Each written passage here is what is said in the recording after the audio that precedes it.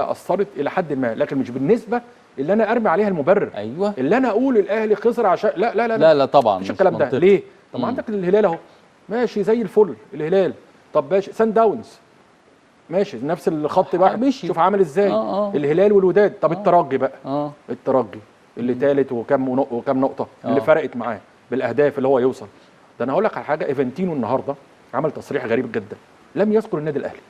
بيقول ايه بقى؟ بيقول له لقد فقدنا جمهور الترجي التونسي الذي عاد الكره التونسيه للخريطه العالميه. طب والاهلي فين يا باشا؟ ما جابش سيره الاهلي. قال لك جمهور تونس كان في المباراه اقل مباراه فيها 30 40 الف. ده بالعكس، ده انا شايف المباريات بتاعه الاهلي كومبليت النادي الاهلي. الجمهور خالي في امريكا بقى شاف الماتش، راح الماتش الاخير. بعت لي التذكره حضرتك. التذكره في امريكا كانوا عاملينها الاتحاد الدولي الفيفا $349. خفضوها ل $55. كويس. خالي راح لم الاسره كلها او عملوا مفاجاه عيد ميلاده وكلهم راحوا الملعب باعلام مصر والطبل والحاجات دي. فبيقول لي اولا المفاجاه اللي هو فاجئني بيها، قال لي 20 باب في الاستاد. قلت له يا نهار ابيض. قال لي دخلنا في 8 دقائق. قال لي انا معايا الستوب واتش. قلت انا هخش الملعب ازاي؟ 8 دقائق الملعب اتفضى في 11 دقيقه. ايه ده؟ اتنضف اتعمل يلا العبوا الشوط الثاني. قلت له قال لي قال لي وفي ايه؟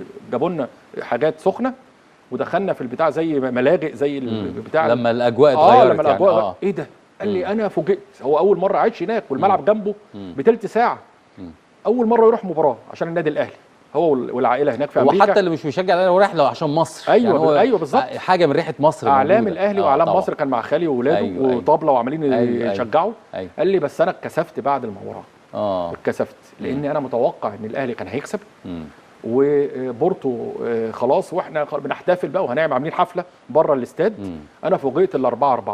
طب بقول له قال لي محمد هاني والشناوي، لان خالي كان بيلعب كوره مع خالد القماش في الاسماعيلي فحافظ التكنيك يعني، وكان معاه يعني. فبيقول لي القصه ان الاهلي لم يبذل جهد للحفاظ على النتيجه. محمد هاني ما كانش على المستوى. الشناوي للاسف الشديد دخل اهداف يعني اهداف ما تخشش في جون يعني. كان لاعب مصطفى شوبير احسن. انا كان وجهه نظري اللي كان يلعب وكان هو يشيل المسؤوليه. عنده حماس ولسه صغير ولد شاب اكتر من الشناوي، في كور كان ممكن يطلعها بسهوله. انا شايف كده وخالد اللي بيقول لي يعني. فطبعا كانت صدمه كبيره جدا ان الناس كلهم اللي كانوا بيشاهدوا المباراه اللي عايزين الاهلي كمان يوصل لابعد مدى. لان عايز اقول لك بيعمل رواق كمان في المنتجات المصريه في امريكا. تخيل يعني في ناس جايبه الاعلام وتيشيرتات الاهلي والناس بتكسب طبعا. فكل دون 200 300 واحد بيعمل نظام زي ما بنقول ايه، ريال مدريد والاهلي مثلا لو في مصر والترجي التونسي والوداد وصن داونز، الناس دي بتبيع التيشيرتات فبتعمل نشاط اقتصادي طبعًا. على ايه؟ طبعا على المباراه نفسها او على المباريات في البطولات الكبرى. فللاسف ده ما حصلش مع النادي الاهلي. المباراه الاولى انتر ميامي لو هتتكلم ميسي اللي بيلعب لوحده وبعدين اللعيبه بتحسس كده بتشوف هو ميسي بني ادم زيهم لحم وعظم. طبعا لا ما ينفعش، انت افضل.